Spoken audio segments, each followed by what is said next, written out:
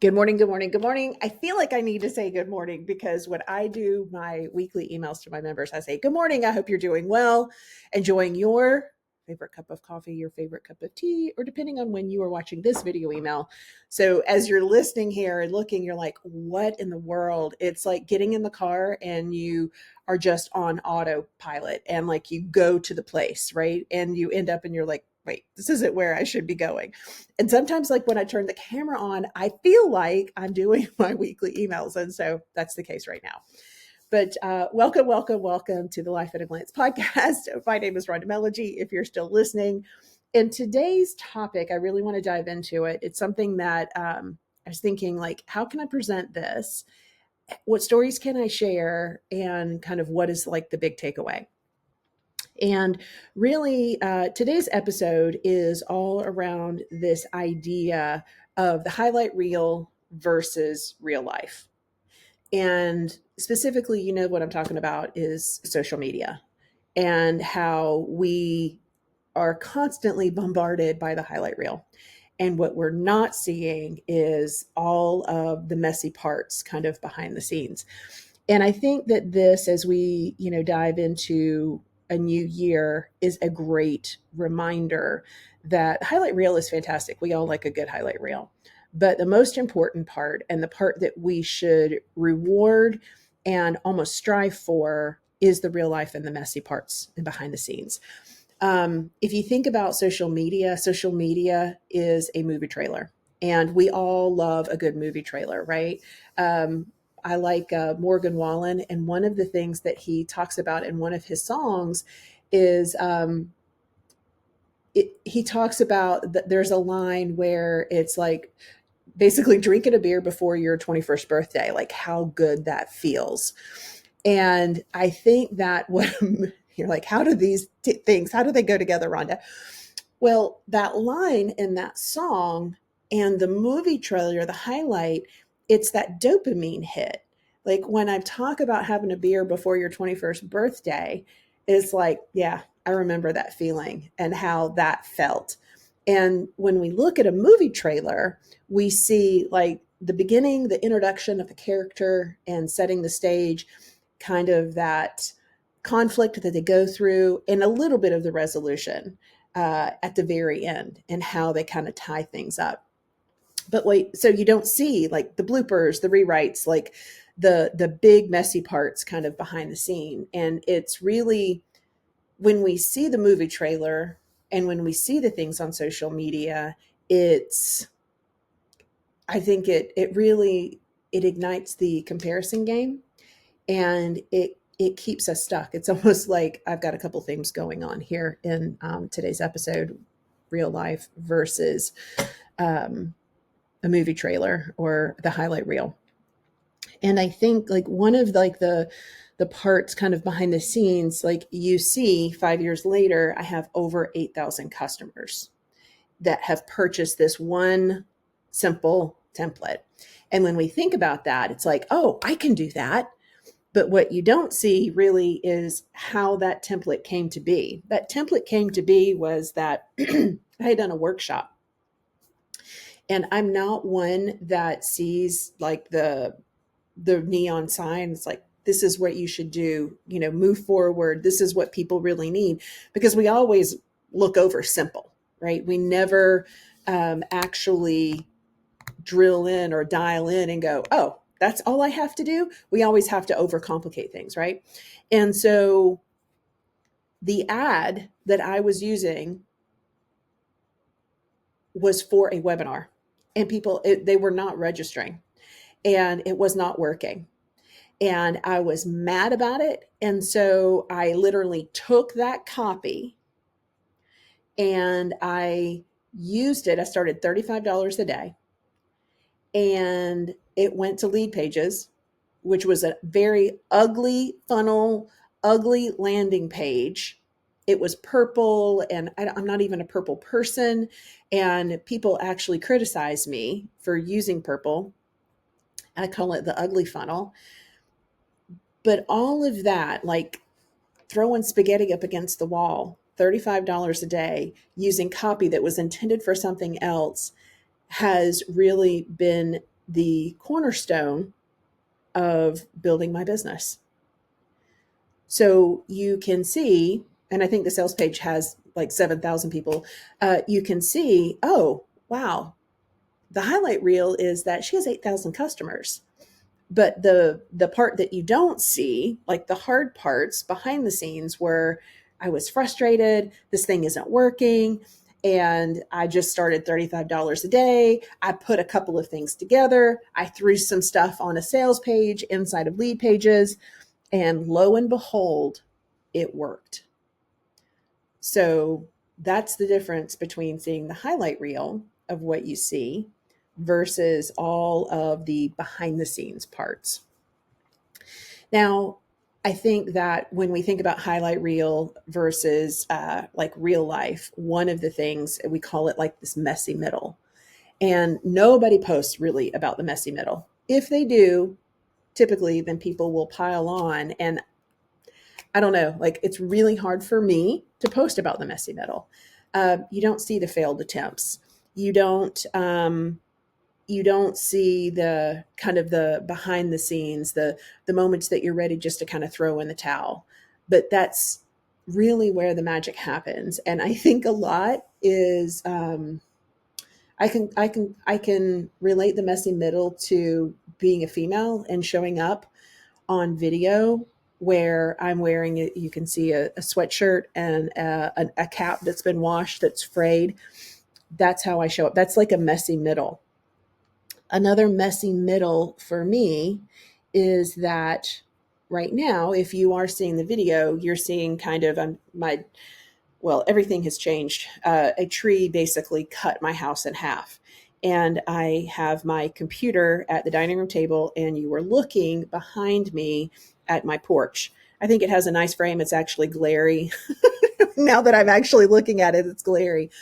So you see me talking, you see that I'm working, but what you don't see is that more than half of my house doesn't have power. More than half of my house doesn't have heat, and it's 27 degrees today.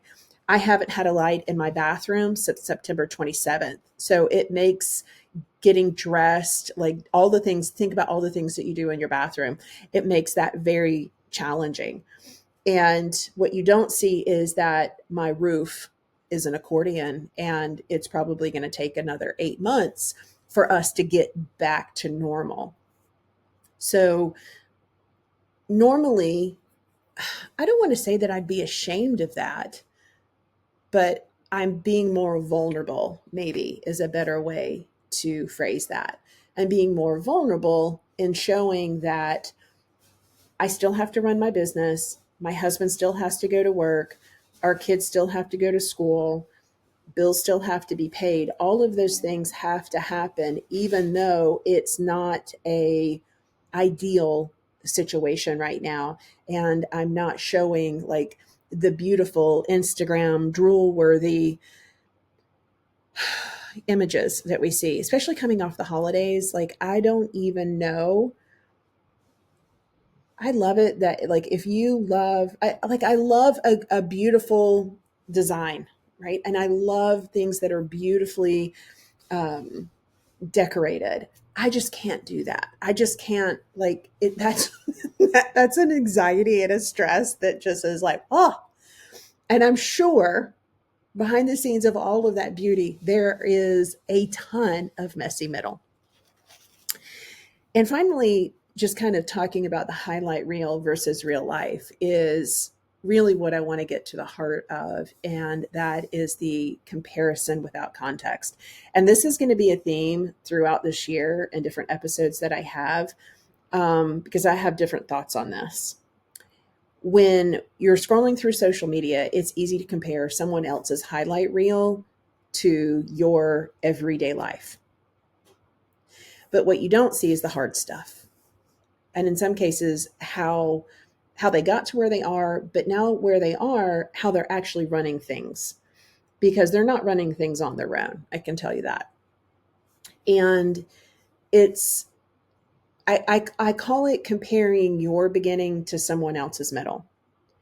And in the beginning for me, when I started my children's consignment sale, I had worked with a girl and she had like 600 consigners. Like the whole thing was dialed in. It was a system. And from an operational standpoint, like I loved everything about it. But more importantly, what she had built was this community that came together once every 6 months. Did not matter your social, economic, didn't matter where you were coming from. The main goal for everyone in the community that came together was that you're going to get everything that you needed for your kids for that season for a fraction of retail. And we know how fast that children grow. And so it 100% made sense to me. Like my logic brain, it was like, this is amazing. Like I love everything about this. And when she decided that she, at the time, was going to franchise, she ended up never doing that. She charged a $2,500, which is that was my first consultant fee that I actually paid somebody for a business at $2,500 to really help me with my first event. And I, with every fiber of my being, I wanted what she had. I had seen behind the scenes. I had helped her grow her marketing. I helped her grow her audience, sponsorship, community partners, all of it. And I wanted that from the very beginning. That comparison, like it can drive you crazy. And I know you know what I mean. She had at the time, and I don't know how many years, I can't remember how many years she had actually been running her event when I started mine, but I know that she had over 600 consigners. And I started, and I'm going to use air quotes here, with just 100. And then from there, literally launched a business that I was able to run for 17 years that ultimately had generated, and I know it's generated more, but generated $5.5 million in sales, over $1 million in donations to community organizations. But more importantly, like when people say it's not about the money, it became not about the money because of the friendships. It was almost like every 6 months, all the women would come together and their husbands would come together, grandparents, grandfathers, sisters, aunts, besties, like they would all come together once every 6 months. They would catch up. And again, it was that ultimate goal of getting everything that they needed for their family. Because at some point, I mean, growth, it's on fire and it was the best thing since sliced bread. And then it's just consistent, which that's what I learned was like, I don't want the like shooting straight up. I like that sound effect here on today's episode. That straight up, like slow and steady wins the race. If we can be consistent and we can count on it, that is ultimately what that system that I built was able then to do and generate. Had I in the beginning shot out of the cannon with 600 consigners, I wouldn't have not have been able to handle it. All of the things that happened throughout the 34 different events that I hosted over 17 years prepared me each and every season for what I would face, because there was always something. And ultimately, at the very end, my event was bigger than her event. She's still running her event, and I ended up selling my event. And so, comparison without context. You really can't compare your beginning or where you are to someone's middle or even to someone's end. And I think giving energy to that and like thinking about them, I can guarantee you they are not thinking about you. Therefore, all of that energy that you are giving to that, you are really like you're taking that energy away from you and the focus, time, and attention on your gifts, on your talents, and what it is that you want to do and however you want to do it. The business ultimately, how I wanted to run a business was to carve out space for myself.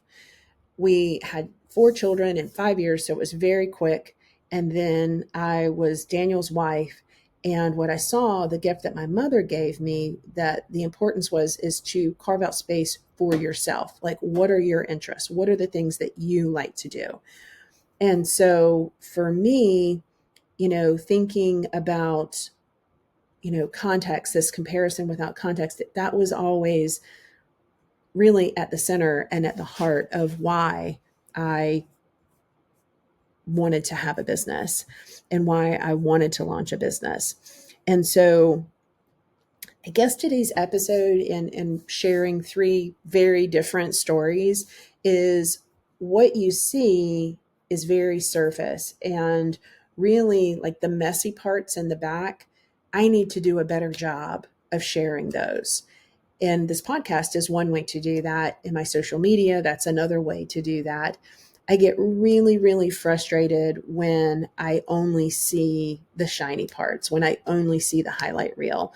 And sometimes the reason I get so frustrated is because I know the true story kind of behind the scenes, and it's not what you see like playing out in real life. And it's hard for me to reconcile those two.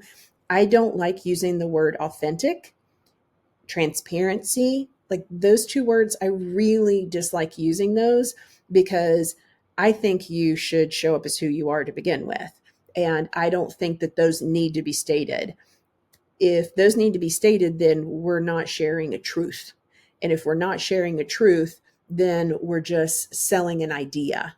And I guess the logical part of me, the analytical part of me, the A-type personality part of me, like I can't do that. Like you got to see it. And so I think that I kind of fell into um, I don't wear makeup. T-shirts in the t-shirts in the summer and sweatshirts in the winter. Those are my two uniforms. And depending on the hair day and if I've had a haircut or not had a haircut recently, you're going to see the cap. The I will show the pretty parts, but what my commitment and goal is to show more of the messy parts, so that I think that's more relatable, because we all deal with life. And what we don't talk about is how to manage life and building your business at the same time. And certainly being a woman, doing all of those things, and how your attention is always divided. And so, not a clear cut episode today. It's all about highlight reel versus real life and what my commitment is to you, and showing some messy parts behind the scenes.